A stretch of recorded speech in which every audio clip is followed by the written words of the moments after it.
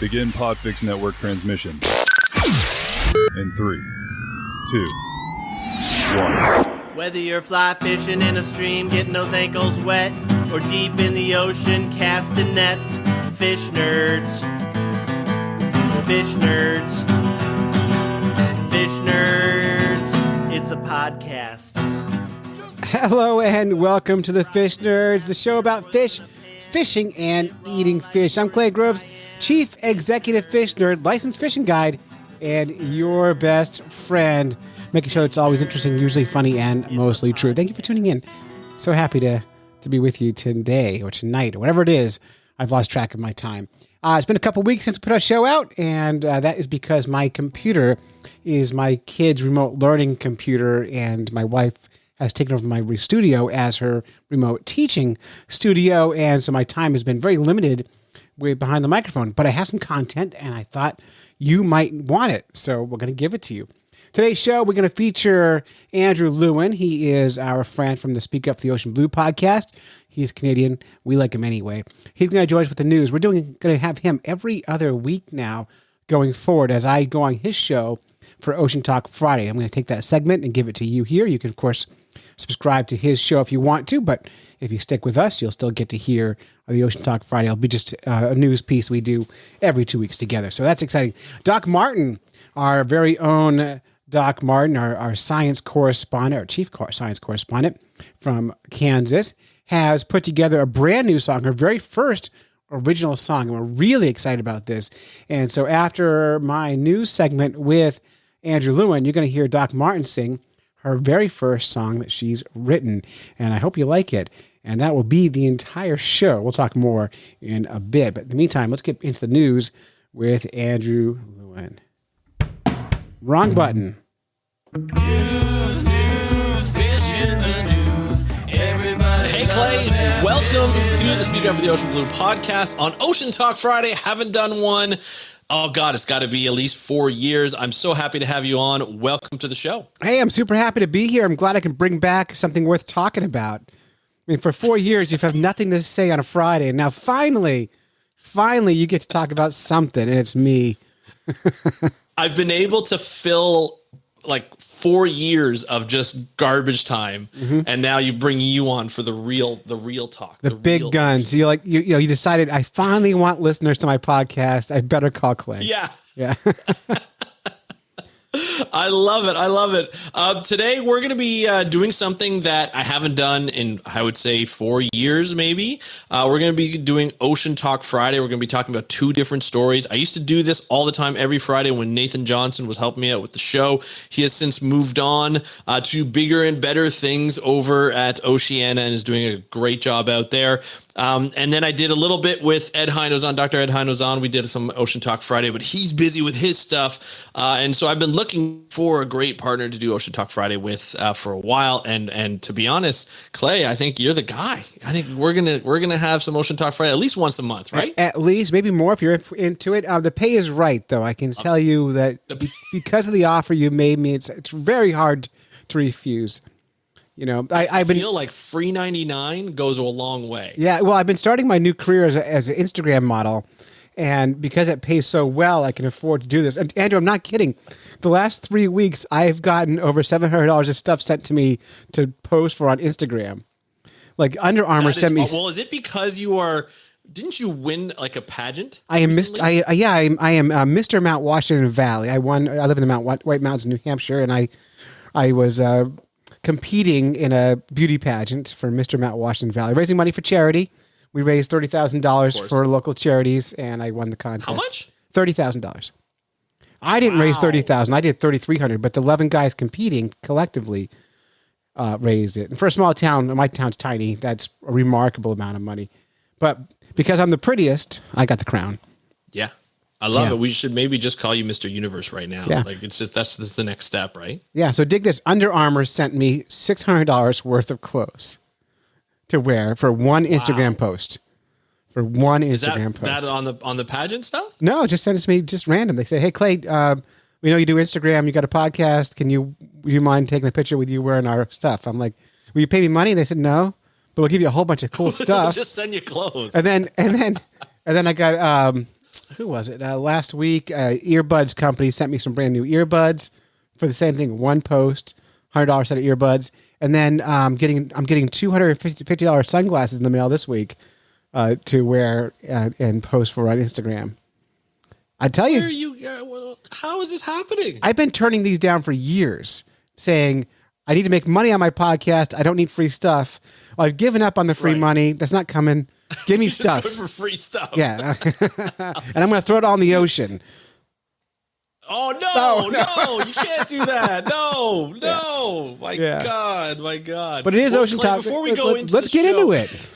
And let's be honest, you've been on the podcast before where you talked about, seafood choices. You've done talks on responsible seafood choices, responsible fishing. I think it's been amazing what you've been able to accomplish in your career of this kind of stuff and be able to do some guest lecturing at, was it the Virginia Aquarium? I did. I got to speak. I got to speak on the Nat Geo 3D stage at the Virginia Aquarium about sustainable fishing. Awesome. They flew me down. They paid me, Andrew. They paid me to talk about. I did one night where I just talked about fish sex for an hour, and they paid me money to do that.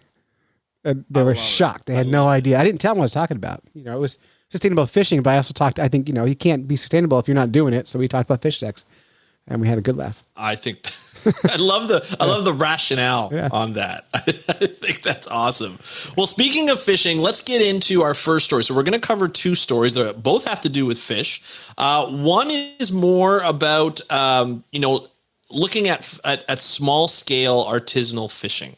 And I think this is a really cool thing on it's on the Environmental Defense Fund website, and it's kind of an interesting story. It's basically actually, you know what? Why don't you describe what that actually is? So artisanal fishing, it's just small scale fishing. It's basically you're hiring a guy.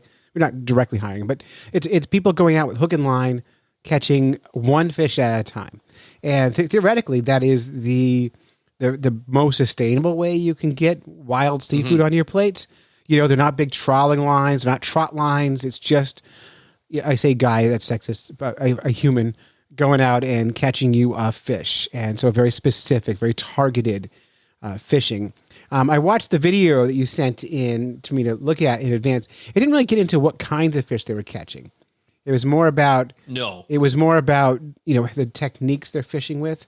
And I've always thought that it would be really hard to overfish an ocean if you were catching the fish one fish at a time, as opposed to catching them all at a time. And also you can eliminate bycatch if you're fishing with hook and line. You catch that one fish, it's the wrong fish, you can let it go. But if you catch 3,000 wrong fish, even though you're throwing them back in the ocean, they're on your deck of your boat for a long time, they're not going to do as well. So no, absolutely. And I think what was interesting about this video too is they talked about sort of how these artisanal fishermen, and most of them were men there, were fishing over the past few decades, how things have changed for them from an environmental perspective. Well, they're very concerned about climate change.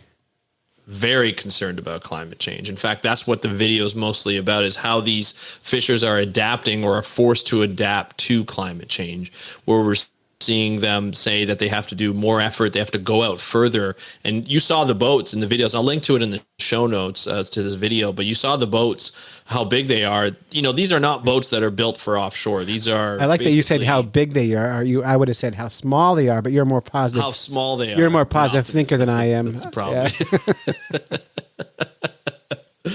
But yeah, I mean, like these boats, they fit maybe 2 or 3 people, and they're small. You can't even store that many fish on them, and they're really near shore boats. And so going out further, for longer, becomes a big danger to these fishers, especially when the ocean weather changes and storms happen and so forth. It becomes a real danger for them. And they have to take more risks to try and get less fish. And that's just based on a climate change point of view. And I think they also talked about how sea level rise, which is also a climate change effect or a consequence of climate change, is causing coral reefs, seagrasses to and mangroves to be destroyed. They're not getting the sunlight they need, and so they're seeing a loss of habitat, which is a lot of these habitats are basically the habitats that these fish live in. Without these habitats, the fish will not be there for very long. So they're seeing a lot of changes in this respect. And I think it's, it kind of goes back to what I've been talking about on this podcast. And I was on your podcast recently talking about Seaspiracy and looking at, the fisheries and what the movie covers. A lot of the times, we don't think of small scale fisheries. We think overfishing is bad. Obviously it is with these big super trawlers and these large scale international fisheries. But when you're talking about near shore fisheries for artisanal fishermen who are literally just trying to feed their family and probably the people in their villages, it really paints a different picture of what we're looking at and saying, should we stop eating fish? Should everybody stop eating fish? Like, what are these guys going to do? What are these families going to do if they can't fish? It's what they've been doing for generations. And right now they're just concerned that there aren't as many fish because of climate change. Yeah. And it's climate change. It's the limited time you can go out. There's the fishing regulations. There's a lot of, and I'm not against regulations, by the way, but there's a lot of variables that play into when they can get out there and catch those fish.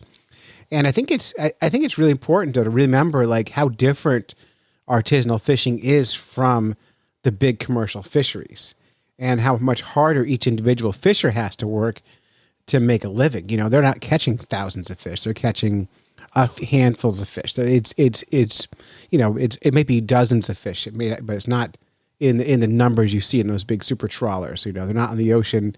And that's the big trouble is those super trawlers are taking up all the big fish or all the good fishing. They're going out further and further. Climate change, as you said, was wrecking everything. And they were talking about, they might have weeks where there's one good day in a week where they can get out fishing. And they have to make that work for them. What I didn't get into, and I was really curious about, I didn't look it up or anything, is what do they earn? Like the price per pound for artisanal fish has to be multitudes higher than the giant super trawling fish. But there is a market for that. It must be a market. People like you and I are going to be like, hell yeah, I'll go down the dock and buy your fish from you directly as opposed to going to the supermarket or, well, you won't. You're in the middle of Canada. There's no docks, in your neighborhood. But well, Great Lakes, we have some fish in the Great Lakes. But you're right. It's very difficult to find that fisher, right? It's always like something that is, it's a prized possession. It's like, I know a guy. I know a guy from this guy. So I live in the White Mountains of New Hampshire, right? We are an hour and 10 minutes from the Atlantic Ocean. And there's a farmer's market that happens 20 minutes down the street.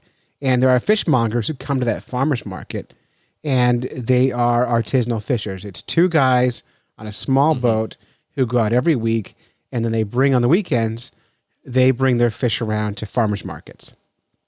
And I get their email every week, and it has the 4 kinds of fish they caught this week and how they caught it and where they caught it.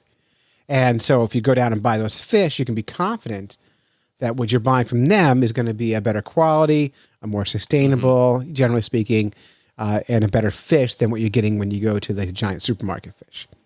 At least it wasn't caught in a net of 10,000 other fishes.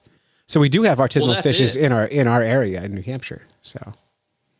Well, I mean, that's what it really comes down to. We talk about, going back to your question of like, how much do you think people get per pound? Like in a developed country, such as like the US, Canada, and so forth, you can probably get a pretty penny for that. Like fishers, like if they sell individually, and now there's even more with community supported fisheries. Like I know in BC, they have this company called Skipper Auto, which you should probably be sponsored by the way, because they're killing it right now. But they will actually, you sign up, it's like a membership site. You sign up, you pick the fish that you want, and they go out and get it. They bring it back. They're not paying, like, essentially what happens is like when fishers go out, they have to put in a certain amount of money, invest a certain amount of money to get, able bodies to go out there, get their nets, buy their diesel, and go out and they fish basically as much as they can get, bring back, or what much as they're allowed to get, bring it back, and then they hope to make a profit based on what they get. Now, if they get less of what they're supposed to get, or the value of that fish is down for whatever that day is,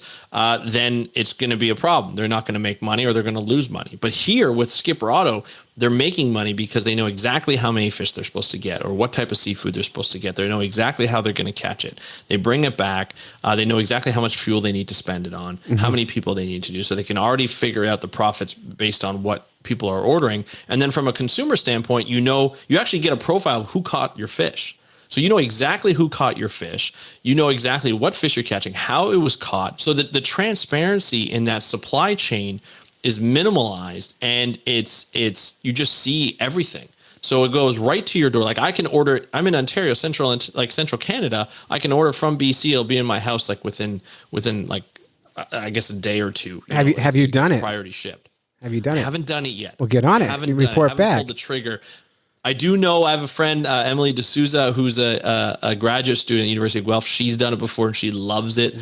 So I have to do it very, very shortly. I haven't had the time to sign up, but it's something I'm very, very interested in. But I think it's the future of fish, right? Like, well, I doubt it. I'm not as hopeful as you are, Andrew, on that being the future. I think that's the future of woke purchasers, people who could shop at Whole Foods, people who could shop at your local, independent food shop. But I think the vast majority of, at least I don't know about Canadians, maybe you guys have a lot of money, but vast majority of Americans aren't going to change their behavior on artisanal fishing. It's going to be a niche market for, and this is going to sound racist and sexist, but rich white people. Maybe not sexist, but it's going to be, it's the same people who can make the choice to become a vegan, will make the choice to just shop at Whole Foods, make the choice to buy it's really a rich white person game right now. That's how I see it.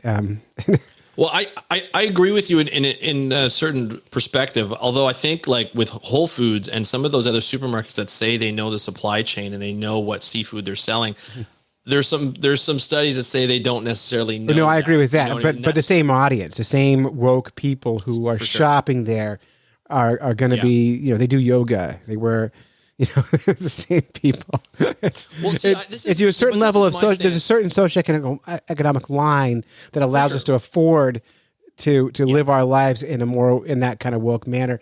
I think the vast majority of people, like if there's still people getting their fish, they have to go to McDonald's and get their fish fillet, that's Alaskan pollock, which they claim, by the way, is sustainable. I had somebody on the podcast that talked about how they work with McDonald's and or a conglomerate that works with a number of like major corporations that order in bulk, and they say that they've mapped out the supply chain and that it's sustainable. I haven't looked into it. Well, if you think about pollock too, pollock is they're in large numbers of fish. They're relatively small for a cod fish, and they're in huge schools. So I always say, like, go for the smaller version of that fish, go for the bait, and they're kind of in that kind of, it's sketchy because of the volume that they go through, and that's where it gets lost. And I think on a global market, most countries, if they're eating fish, they're eating fish from the big, from big trawlers and big fishing lines. It's a harder thing. But, those of us who have the money and means, we should be doing what we can to eat better, smarter, I guess. I agree. I think that's where it starts, right? Is the people that could and are able to make those choices But then I think with the rest is really make those, like, it's really up to the countries that are importing these fish to really force those choices to be made. But it will increase the price of seafood. Oh, absolutely. The article that I did, or the episode that I did on Monday, just 2 episodes ago, was all about the Dolphin Safe label or the tuna Dolphin Safe label. And they were saying that you shouldn't be buying canned tuna for 59 cents a can. That's not like those tuna are probably imported. You should be looking at like $4, $5, $6 a can. That's the tuna that's probably done properly. More bodies, able to pay for fisheries observers, the fisheries observers at canneries on the boats and everything like that. So be prepared if you're going to make sustainable choices. Be prepared to buy, more expensive fish and seafood. And it's just like the farms now, right? If you want to eat healthier, better raised, more ethically raised beef, chicken, pork, whatever that might be, be prepared to pay more. And so I think it starts with the people who can, but then when it comes down to the people who can't, where do we, that's the big question of how that's done. That's probably beyond my scope and my expertise. It's a problem I can't solve because it's really, you're dealing with a population of people who can't afford that kind of sustainability, and they don't even care about it. It's not in their wheelhouse because they're worried about, how am I going to pay my rent or my mortgage? How am I going to feed my kids? Hey, look, that fish is only $1.90 a pound. I'm buying it. I don't care what kind of fish it is. I'm going to buy it. So I was shocked though, Andrew. I was in the supermarket a couple of days ago, and Atlantic cod, the fishery's been shut down here in New England for a long time. They sell Atlantic cod at the supermarket under a label that says sustainably caught, and it's $5.99 a pound.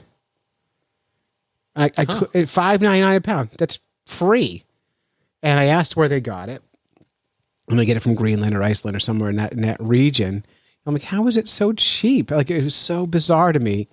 I don't buy cod ever at a supermarket, but it's right. It's shocking to me. I'm like, how is that? And the only thing they had there was cod. They had cod. Everything they had there was like just name brand fish: cod, salmon, swordfish. And I'm like, where's everything else? Like, I don't get it. It's suspect to me for sure. Yeah. I worry about that because when you have something that cheap, and just because they call it sustainably caught doesn't necessarily mean like they could be greenwashing. It's happened before. Oh, sure. Where they think it's coming from something that's sustainable. And we talked about this the other day. There's no solid agreed upon definition for sustainability. Like it doesn't exist. It all means something different. And I'll say it here because I'm not sure everyone listens to that Seaspiracy episode on the Fish Nerds podcast, but the maker of that film just describes sustainability as keeping enough fish around so you can keep killing them and growing more fish so you can kill them again. I think he had the perfect definition. So I think that was my the basic definition of sustainability. That was my takeaway from his movie. He defined sustainability for us.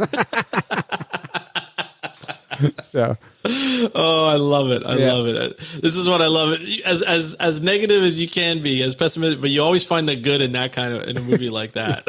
I'm not really pessimistic. I always tell Andrew. Not really. So here's the thing about fishing, Andrew, is fishing is an act of hope. It's a positive action, right? You wouldn't look at the ocean and then take a hook that's a quarter-inch size, and put a little piece of seaworm on it and throw it in the ocean if you weren't hopeful, because you're hoping something's going to grab it. Odds are like astronomically against anything eating that thing at all, but you're like, I'm going for it. Look at the size of the ocean. I'm going to catch something on this tiny little thing. That's a hopeful action. I mean, there's nowhere bigger hope than that. So you can't. You know what? I completely agree. I remember being in Louisiana on a ship, one of my first jobs, and we were out in the ocean, and literally in the middle of nowhere. We pull up, and all of a sudden, right beside us, we were stationary for a while. Right beside us was this massive, and I mean massive grouper, like they're so hundreds big. of pounds of massive grouper. They could eat you. I just, yeah. Basically, it could bite you, and you would be hurt. Yeah. But I remember we took one of the scientists decided, hey, I'm going to try and catch it, and took like a little line and a hook. And I remember that thing didn't even bother chewing it, but I'm like, you're not going to do it. Like the rod's going to break. It was like I don't even know what it was, like a 2-pound Tesla. Not even. It was just, did he hook it? It was going to snap right away. He didn't even go for it. I think he laughed at it. I really think he laughed at it. And was just like, no way. Are you kidding me? And they put some little piece of like squid on it or something like that. And I was just like, there's no way he's going to go for it. It's possible. It's possible. But it's possible. Yeah. But I mean, he wouldn't have caught it. There's no way that the line wasn't built for a grouper like that. You probably didn't want to anyway. Yeah, you don't want to. No. He was gonna I'd have to let go of the whole pole if I was gonna do that. Yeah, scary stuff. But anyway, so that was a really. I'm gonna link to that article. I think it's a really interesting article to show how these small scale artisanal fishers have to deal with all these problems like climate change, and it's something that we definitely have to be careful of, and have to provide support. Organizations like Rare. And other organizations like Pew will go into these regions, work with the communities after they're invited, provide like technology support, provide knowledge, and work with them with their cultural ways and sort of their I guess their history and their like traditional ecological knowledge, and work to to make sure that they're able to transform that fishery. And so it's really interesting in that aspect. So we're going to move on to the next episode, or the next article, which I thought was really interesting. It's about fish, and I thought you'd really like this. Fairy wrasses. Have you heard of them? Have you seen them? Do you like them? I like wrasses. Fairy wrasse is a fish I haven't heard of, but they're beautiful. Shockingly They're beautiful absolutely fish. stunning. Yeah. They're like the Fruit Loops of fish. Right. You know what that means? In terms of their They all taste the terms of same. their color. Oh, yeah. There's Fruit Loops. Oh, not the taste. Fruit Loops are all one flavor. It doesn't matter what color they are. So I wonder if they all taste the true. same. My first thought was like, I bet they all taste exactly the same. There was Well, they're not like, they can get pretty big in the wild. They're very popular. Some of these are very popular in the marine aquarium hobby. You'll see a lot of fairy wrasses. They're usually in bigger aquariums. That's sort of where I discovered them when I was working at an aquarium, or when I was working for an aquarium store when I was younger, and we started to see these fairy wrasses come in. But they are absolutely beautiful. But the article that we're going to cover is from Science News, and it's all about how these flamboyant fish evolved an explosion of color as seas rose and fell. And this article goes like way back millions of years to look at how the cyclical sea level changes had over time, and how these fish were able to mix and then be isolated, and then mix and then be isolated, and how their genetics changed over that time through the mixing and isolation. And something that I just think is amazing. And I'll just give a quick description for it. Essentially what would happen is they were found in the southwest tropical ocean, and they were around a bunch of archipelagos. So essentially, those are basically these are can be very isolated areas. Probably one of the most, looking at Indonesia, Thailand, Malaysia, and these types of areas.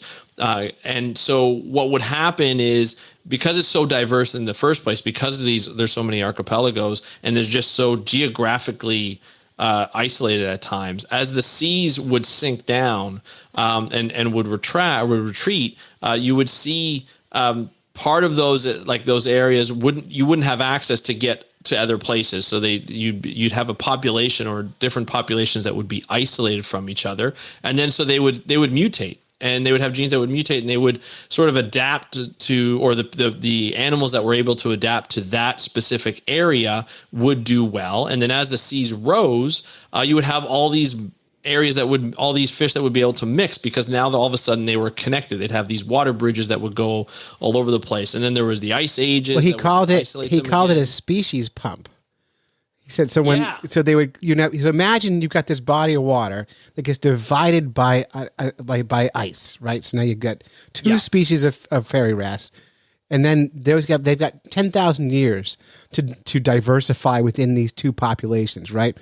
And they evolve very, very differently. And then that water recedes, and then that they pump together as it recedes, and they mix together, and all of a sudden an explosion of new species come out because of it, and that's why they get that diversity. Right now, there's 60 species of fairy wrasse that they discovered, but they're finding a new species at least one a year, and that's why this is interesting. It's that quick biodiversity of fairy wrasse. I had no idea this was a thing.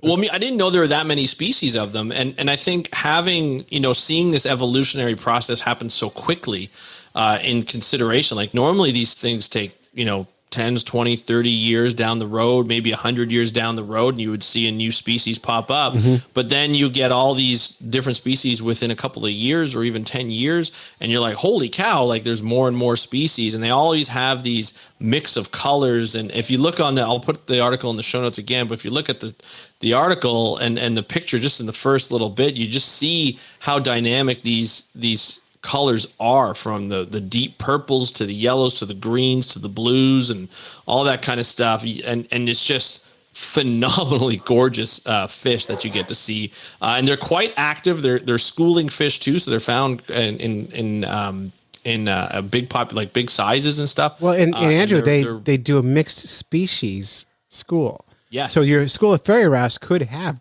10, 20 different species of fairy wrasse in it. And the females have to decide which are the right species to mate with.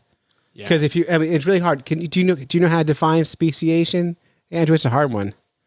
Like, how do we define species?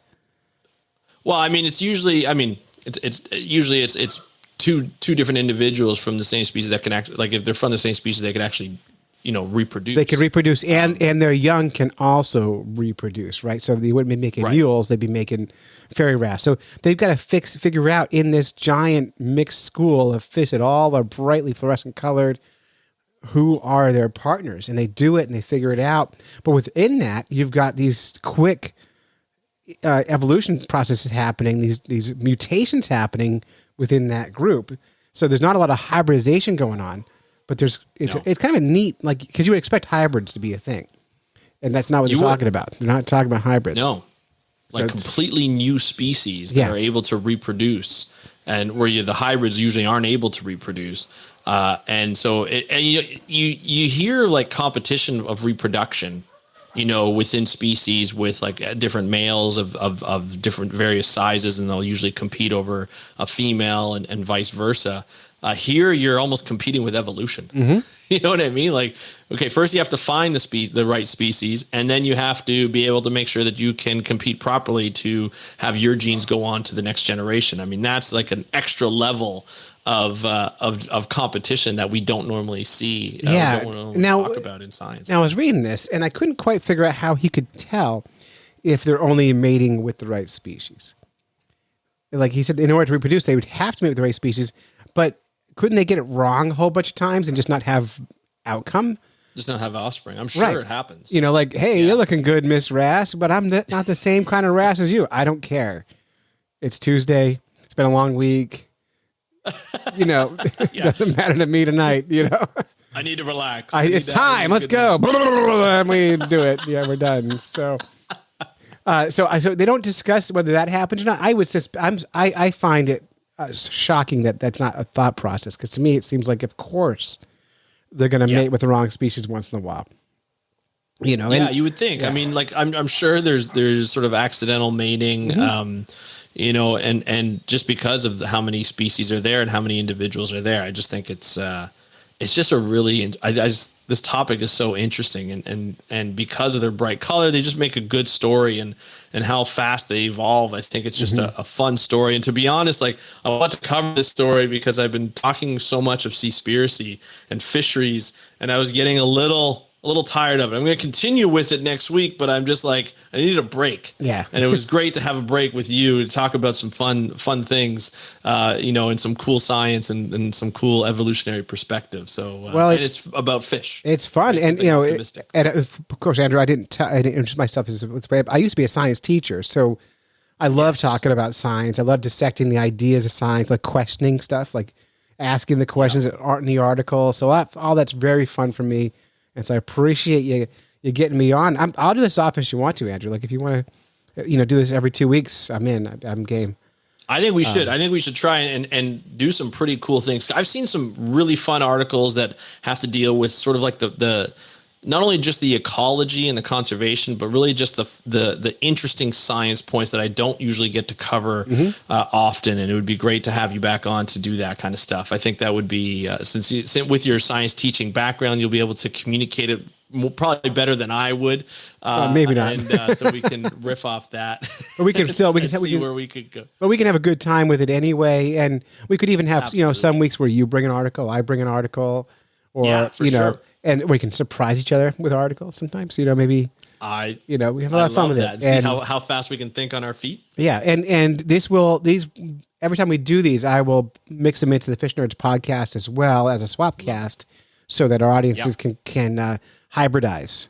Let's hybridize our audience. Yeah. Let's hybridize. We don't want separate species because we want them to grow. No. We want to grow our own podcast. That's right. We want to grow it together. Yes, just not make a new one. We look different, but we taste the same. That's our new motto. Just like Fruit Loops. Yeah. I love it. Well, I'll tell you what, we'll have you back on in a couple of weeks. We'll get some articles. We'll talk science. I'm excited about this. This is fun to do another Ocean Talk Friday, and I look forward to doing more with you. Actually, next time you're on, we'll have to talk about how we met, because I think it was a really interesting story. I don't remember. I think we were swimming. I remember. Yeah, I have no idea. We'll talk about it next time. All right, Andrew. For sure. News, fish in the news.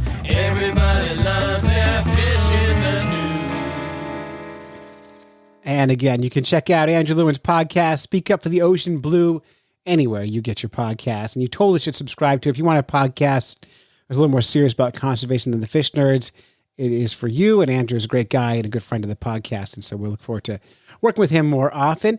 Just kind of a little housekeeping here, if you're still with us, but thank you. Patreon subscribers, thank you so much for giving us money on Patreon, patreon.com/fishnerds. It is quite literally the only way the show exists right now is because of our Patreon people. And we really thank you for putting your money into the show.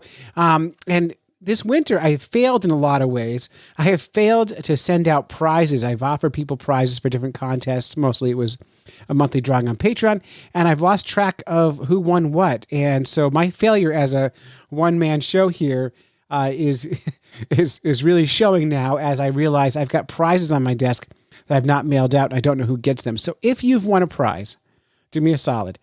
Send me an email, clay@fishnerds.com. Tell me what you won and when you won it and what for, and I will double check that and get those packages out to you as soon as I can. And again, I apologize. Sometimes I fall apart and things don't come together the way they should. It's really it's a one-person operation to Fish Nerds, and I've been doing it a long time. The other thing, news, and bigger than that, is we're coming up on our 300th episode here in just, about 5 weeks from now, which is big. 300 episodes. 7-8 years of podcasting now is quite a bit of podcasting. So I'm not sure what I want to do for our 300th show. I'd love your ideas. If you want to call in and leave a message for that show, and tell us what the Fish Nerds mean to you or anything you want about it, you can give us a call, 607-378-FISH, 607-378-FISH, and tell us anything you want about the 300th episode. It could be congratulations. It could be it's time to hang it up and quit. It could be here's some ideas for some new stuff. All that's really good stuff. If you don't want to call us, grab your phone and use the voice memo function and leave us a message that way and email it to clay@fishnerds.com. And the other thing I was thinking about doing is I'm kind of thinking that, sometimes some weeks I lose my motivation to record. Not my motivation to make a good show for you, but I just don't. Sometimes you need people in your brain to help motivate you to go forward. And so I'm kind of thinking the Fish Nerds needs a regular co-host to join me every week here on the show. I have lots of correspondents who are great help. And one of them could be the next Fish Nerds co-host if they had time, but it looks like most don't have the time that it requires. It's quite a bit of requirement, at least an hour a week of recording and maybe another hour to help edit and do some post-production work. So a couple hours a week and maybe half an hour, 40 minutes of research. So if you're thinking, could I co-host the Fish Nerds podcast? The answer is maybe. If you're interested in doing that, email me, clay@fishnerds.com. There are some requirements. We do want to have good audio, so you will need a USB mic if you need specific recommendations. Email me. I'll let you know what works really, really well and what's affordable. You also need to be able to speak well. But I'm looking for a diversity of ideas. So, I'm a fishing guide. I don't think I want another fishing guide as a co-host. If you're a biologist, great. Chef, wonderful. Artist, cool. Conservationist, awesome. Vegan, maybe. I don't know. But I wouldn't mind someone with differing opinions than I have. A female voice would be wonderful. Black voice would be great.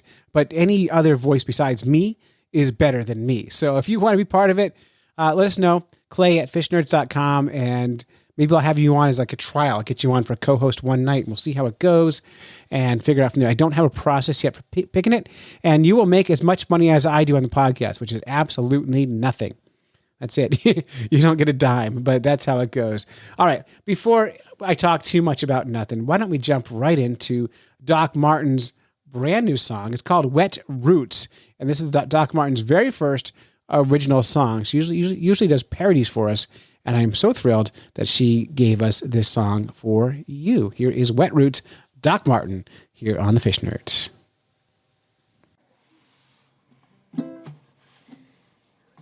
This is my first original song. All right.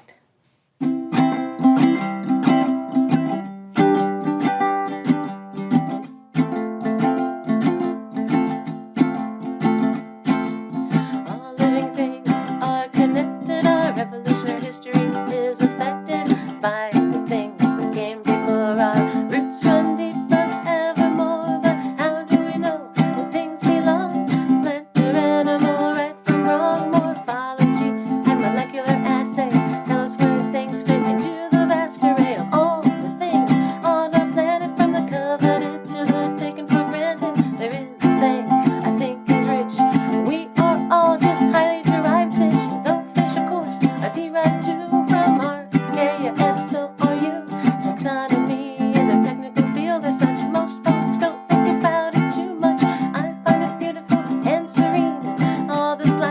small thing called a G, and I'd like to invite you to take a peek about this complex organizing mystique. While there are numerous applications, I'd like to use fish to explore these relations. Be warned, there's Latin and Greek, and it will be an adventure. There should not be dread. Don't worry if your pronunciation's right. You don't have to read this aloud and recite. Just enjoy the ride ahead and fill our hearts and minds instead. Different little habitats is where you'll find the fishes at each location. So unique, cause fish to thrive or to be weak, but the happy fish survive, producing offspring that will thrive, while all the weak fish swim away to find a better place to stay.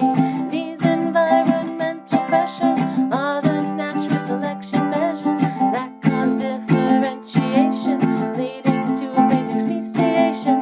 Movement is the common solution, influencing evolution, where uniqueness means heterogeneity and results in fish diversity. Is it fishes or is it fish? Well, both are right, but if you wish to mean a single one that squirms, then a fish will be the proper term. But if the fish has company, if she meets up with two or three friends of the exact same kind, call this a group of fish you find. What if different kinds join her? Then it's fishes. What a stir. Just know this one trick that's easy. Fishes reflects diversity. This diversity is categorized by how a fish lives, looks, and survives. Linnaeus was the scientist who made this classification list. Taxonomy is how things are related to each other and designated. This naming system names all living things, from creatures small to huge trees with rings. Fishes are in the eukaryote domain. The nucleus has a nuclear membrane. Kingdom animalia next to engage. Embryonic development has a blastula stage. After this point, things get befuddled. Groups, infraclades make things muddled. In general terms, phylum Chordata is next. Nerve, cord, paired limbs, circulatory complex. Phylum Chordata, there are roughly 8 classes, 4 of which include fishes like grasses. The first class doesn't include squalus because superclass Agnatha, these fishes are jawless. Class mix, any order mix, uniformes. This complex taxonomy requires some expertise. Family mix in a day are hagfish informally. Mix means slime they feed deep in the sea.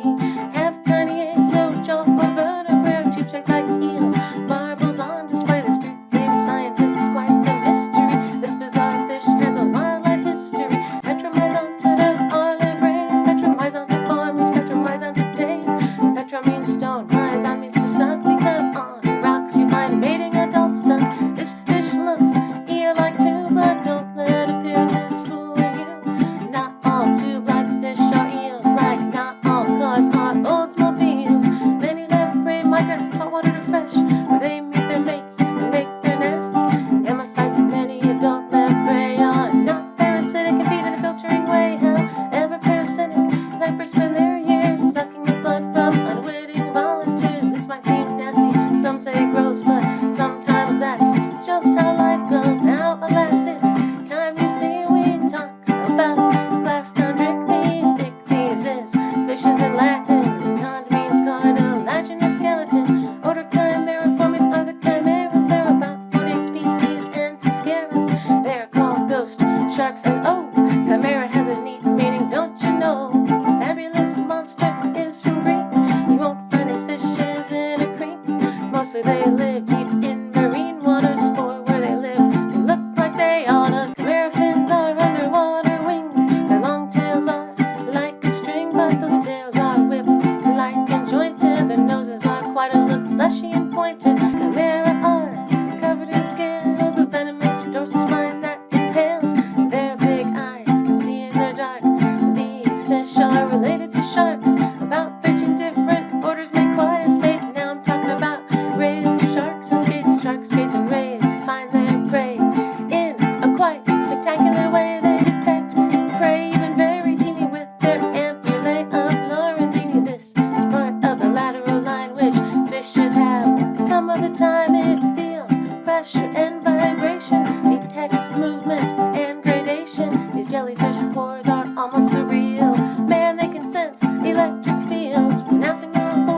of fishes is tricky. This huge class is Osteichthyes. Oste means bone, and recall before we just learn what ichthy stands for. This class is so very diverse and includes almost all the fishes on Earth. One of my favorites is P. mirabilis. These tiny fishes are just so fabulous. Some in this class have fins like rays, others are lobe-finned, and this might amaze. The ancestral species in this group of lobe-fins likely gave rise to mammals and amphibians. You can find Osteichthyes wherever you search. Coelacanths, suckers, sturgeons, and perch. Fish can be found both near and far. A pirate's favorite fish is the gar. Toadfish, tetra, seahorse, remora, oarfish, anglerfish, gobies, and more. There's one important thing to know. Some parts change as creatures grow. Just like human gills and tails were lost as fishes grow. Some things get tall, so sometimes grouping isn't clear. And there are facts which may at first appear to not fit in to what we think. But don't despair, there is a link between the group to which a fish is assigned and each unique fish species that we find. This grouping method isn't perfect, but scientists all say it's worth it. Perhaps one day with knowledge and support, you'll find an even better way to sort. That's what science is all about. Ideas change when we find out new and important information from very careful observation. Science doesn't shift and change when people shout and rant and rage. Scientists won't change their stance without substantial evidence. There is so much more to say, but I think that's enough for today. Fishes deserve a standing ovation. This polyphyletic group causes quite the elation. Taxonomy can get a bad rap, but think of it like an ever-evolving map, or maybe an infinite piece puzzle. Just don't try to tame it with any muzzle. I've spent a lot of time trying to learn as much as I can, but I still yearn to understand the world around me. The concept with roots is taxonomy.